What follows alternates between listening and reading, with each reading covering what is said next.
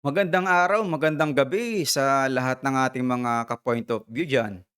At, itong vlog natin ngayon may napansin lang akong kakaiba dito kay Congressman Marcoleta talaga at, tingin ko nahuli ko na talaga yung stand niya, kung siya ba ay pro-Philippines o pro-China.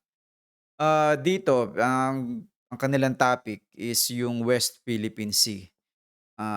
Sinabi na 'yan ni Congressman Marcoleta dun sa, Congress na kung saan nakabangayan nga niya si, yung isang vlogger, 'di ba? At, pinaliwanag niya dun sa Congress na nakakagulo daw ang mga vloggers pagdating sa pagpapaliwanag sa West Philippine Sea. Dito tingnan natin kung sino ba talaga yung nakakapagpagulo sa West Philippine Sea. Kung sino talaga yung alam mo yun, yung parang may maliwanag na katayuan, kung ano yung may maliwanag na paninindigan sa West Philippine Sea.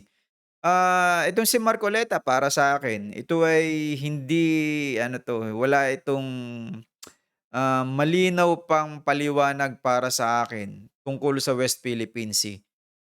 Opinyonan natin, then panoorin muna natin yung ano yung pinagsasabi niya at yung kanyang parang alam mo yun, subliminal na na kung saan siya nakapanig, tingnan natin. Pangalanan natin kung gusto natin. Opo. Lamang kasi yung pinag-uusapan yung mga vlogger. Opo. Vlogger. Na ano sila, Oo. nakagagawa ng vlog, sasabihin ganitong pangalan, eh wala pa nga yung pangalan na yon. Hindi Oo. pa nga tinatanggap sa pandaigdigang katawagan ng mga dagat. Mhm. So kailangan magpakaingat tayo kasi napupulaan tayo. Yun lang. So, ito ang gusto dito ni Congressman Marcoleta, 'wag nating gamitin ang terminolohiya na West Philippine Sea dahil hindi pa daw tanggap ng buong mundo o parang wala pang idea ang buong mundo tungkol sa West Philippine Sea. Huwag muna nating gamitin 'yan dahil pinagtatawanan tayo sa ating claim. 'Yan yung gustong sabihin ni Congressman Marcoleta. 'Wag muna ninyong gamitin 'yan kasi wala naman talagang West Philippine Sea. Hindi 'yan tanggap ng ibang bansa, hindi pa 'yan kilala ng ibang bansa. Puwede ba 'yun? Puwede bang gano'n yung maging katwiran mo na hindi mo gagamitin yung West Philippine Sea sa pakikipag-usap dahil hindi lang accepted pa daw o talagang wala wala pa daw ginagawa na pagpapakilala ang Pilipinas? Tama ba 'yun? Na wag muna natin gamitin? Ituloy natin mga kaibigan. Naman yun lang naman ang pinakikiusap natin sapagkat nakiusap din Tama. yung ano na yun? CICC. CICC Si Yusek Ramos. na Opo.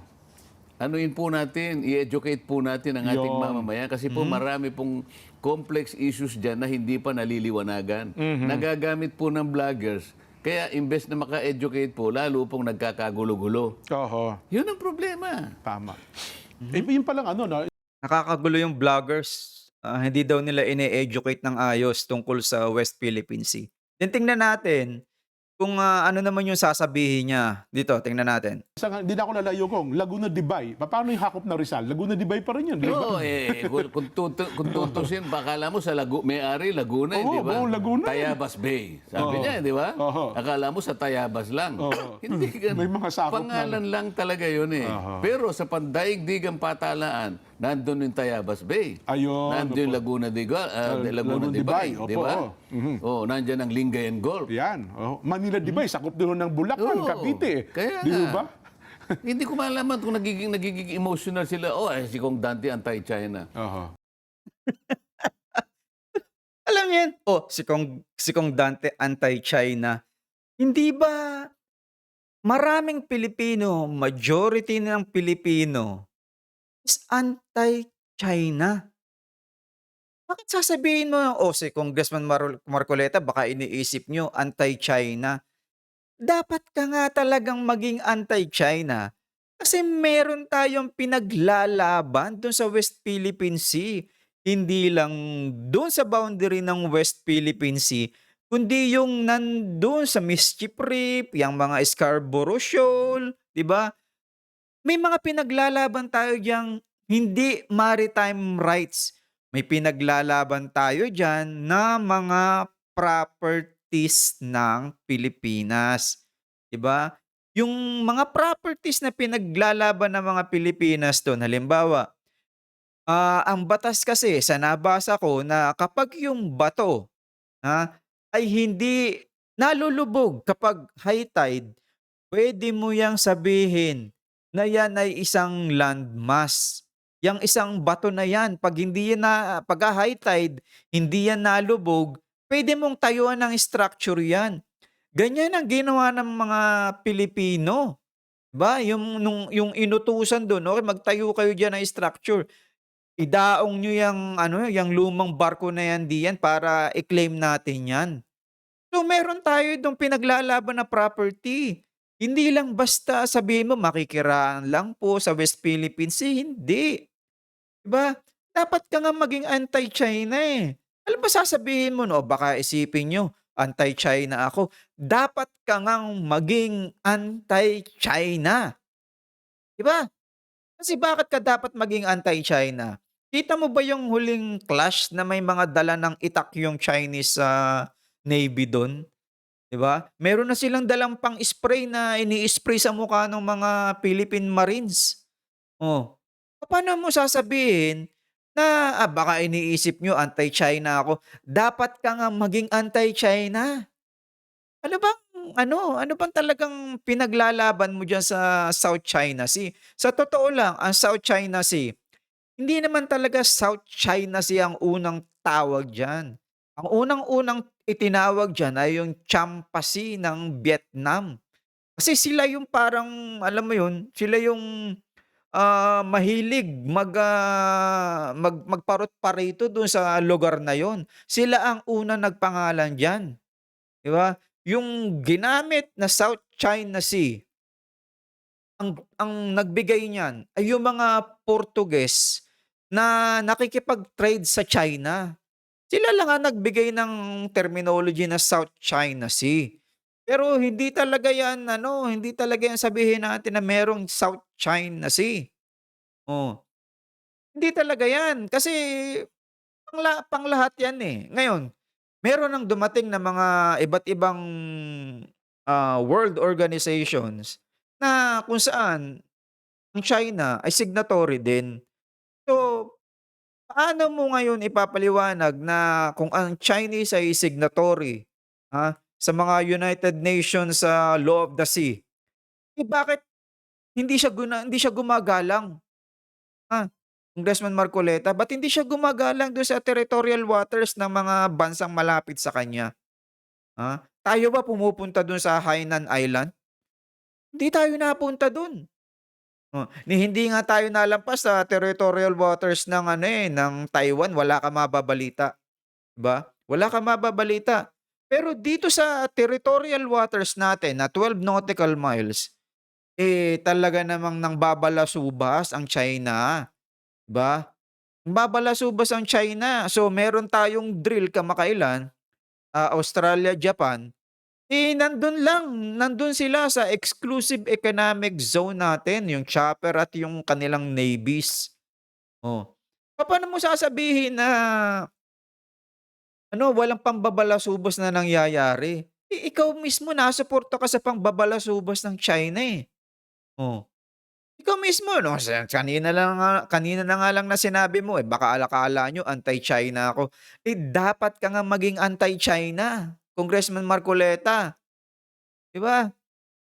Dapat pro-Pilipino ka, dapat dapat ano, hindi mo ipinaririnig sa mga majority ng Pilipino 'yan. Kasi majority ng Pilipino ang nakikinig sa'yo. Oh, sasabihin mo, "Eh, baka akala niyo anti-China ako." Dapat ka nga maging anti-China, eh. Mali, blunder 'yang nagawa mo, 'di ba? Masyado ka kasing ano, tawag ito, kailangan mo ng atensyon, eh, gawa ka ng gawa ng mga issue. Eh, nahuhuli ka sa mga blunders mo. nakikita kung saang side, kung kanino ka pumapanig. Oh. Pero mo, akala nyo anti-China ako, dapat ka ngang maging anti-China. Oh. Dahil binabalasubas ang territorial waters natin. Yung exclusive economic zone natin, hindi na tayo makalampas dun. Oh. Dapat nakikipaglabang ka, makipag-usap ka sa China. Hindi yung alam mo, yung iyong motibo dito sa pagsasabi ng mga ganyang hindi nakakapagpaliwanag ng maayos sa mga vloggers, ikaw ang nakakapagpagulo, 'di ba? Yung West Philippine Sea, iniangat na natin 'yan sa United Nations sa panahon ni BBM. Hindi 'yan ginawa na panahon ng, Pangulong Duterte, 'di ba? Si Speaker Romualdez, nagpapalabas ng press releases 'yan na yung West Philippine Sea ang itatawag natin. So, dito Congressman Marcoleta, ikaw ang nakakagulo, ikaw yung magulo, ikaw yung may magulong, paliwanag na gusto mong sabihin na, "Wag na muna natin gamitin yung West Philippine Sea kasi hindi pa naman yun accepted ng mga bansa." Sinimulan na nga natin yun na nagbigay tayo, nagbigay tayo ng pagpapaliwanag sa United Nations na West Philippine Sea na ang itatawag natin diyan. Oh. Paano sasabihin mong walang aksyon? Ikaw ang walang aksyon dahil hindi ka nagpapaliwanag ng tama. Ikaw ang hindi nag-e-educate na meron ng West Philippine Sea. Tayo na ipinaglalaban na kaso sa United Nations. Oh. Ganyan lang po itong si Congressman Marcoleta, wag na wag niyong iboboto 'yan. Wag na wag niyong iboboto 'yan, pro-China 'yan. Biro niyo sabihin niya na, baka akala niyo anti-China ako, mali. Dapat ka ngang maging anti-China, 'yan ang sinasabi mo dapat sa mga kapwa mo Pilipino, ha? Ito lang po ang aking maiksing vlog dito kay Congressman Marcoleta, at talagang ito'y dapat itong, hindi manalo. Ito ay pro-China, ito ay anti-West Philippine Sea, ha? Hindi niya yata alam na from dun sa seashore ng Palawan, 12 nautical miles ay West Philippine Sea yun. Dagat yun, dagat yun, dun sa endpoint ng Palawan, kukuha ka lang ng 13 kilometers, dagat ng Pilipinas yun, West Philippine Sea yun. Di ba sasabihin mong guni-guni ang West Philippine Sea? Mali ka. Congressman Marcoleta, hindi ka, dapat iboto ng mga tao.